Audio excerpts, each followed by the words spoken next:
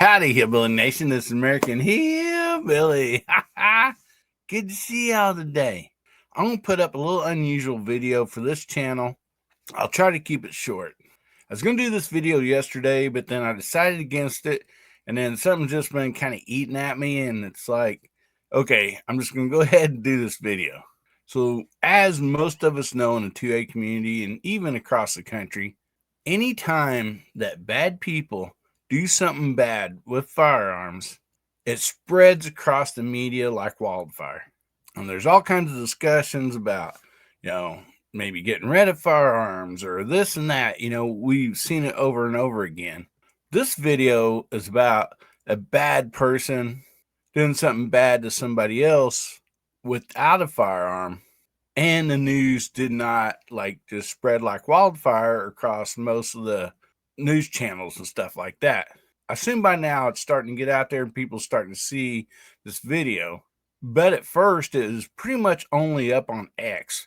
Thank you, Elon, that we have a place, for social media. You can go and have First Amendment rights. Yes, this is about the young lady in North Carolina. And hopefully, this is hitting all the news by now. And, it's bringing attention to what's going on here. She's a young lady that came here legally from Ukraine as a refugee to escape all the terrible things that's going on over there. And in other videos and photos you can see on her hat and her shirt, she works for a pizza place. And from what I'm understanding, she gets off work. It's like around 10 o'clock. It's not like super late at night. She gets on, this transportation, this train, I assume, to go home and get ready for the next day.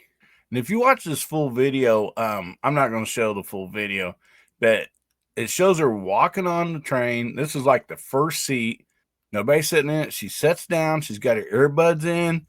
She's got her phone out. She's not saying anything to anybody.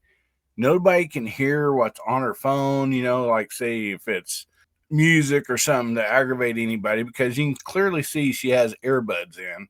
And she's minding her own business, not messing with nobody.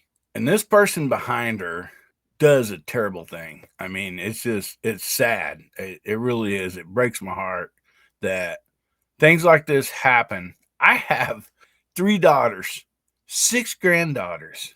And it scares the hell out of me that here in the United States that a young girl, I believe she's 23 years old, get off work, get on a public transportation, and it end her life for no reason. So the reason I had this video up here is, I'm going to play just a little bit of the video here. I'm going to start it, and you can see this guy right here. He reaches into his pocket. He pulls out a folding pocket knife. Now, it don't look like it's a very big one, probably 4, maybe 5-inch pocket knife. And you can see him, literally unfolding the blade and all that stuff. Look at that. I mean, it's a folding pocket knife. I'm going to pause it right here because, for no reason, he stands up and takes this girl's life. And this did not spread like wildfire immediately through all the major news networks because he was using a pocket knife. Yes, a legal pocket knife. Now, if it would have been a firearm, you can bet that everybody would have been outraged. I mean, all the news outlets, everything would have been outraged. They'd be yelling to ban firearms. But since it's a knife, nope. And I'm not going to bring politics into this. But it just shows that when they want to push an agenda that, the news organizations want to push, they're not worried about the lives of people or how it happened. Unless it happened with something that follows their agenda, and then they're going to push it hard. They're going to yell and scream and cry and have protests. But this young lady's life is worth just as much as somebody else if it would have happened with a firearm. So here was the lady, the gal from Ukraine, the young woman. This is the guy that murdered her in cold blood. He has been arrested 14 previous times. 14. But yet, anti-2A people's like, oh, well, we need better judicial system. We need better laws. So Bad people can't have firearms. This dude's been arrested 14 times and let go. But he can carry a pocket knife. Guess what I'm trying to say is bad people do bad things. It's evil. So why is it a big difference of what tool that they select to do the bad things with? Either it's a hammer, a pocket knife, whatever. But there's one tool that they just get outraged about. That's what's aggravating to me, and the fact that this did not get the coverage that it should have got compared to if the evil, no good person would have been using a firearm. And here's another, for instance. This is Daniel Penny, someone that served our country, that stopped a bad person from doing a bad thing. I believe it was on a subway or maybe been a train. I'm not exactly for sure, but I think it was a subway.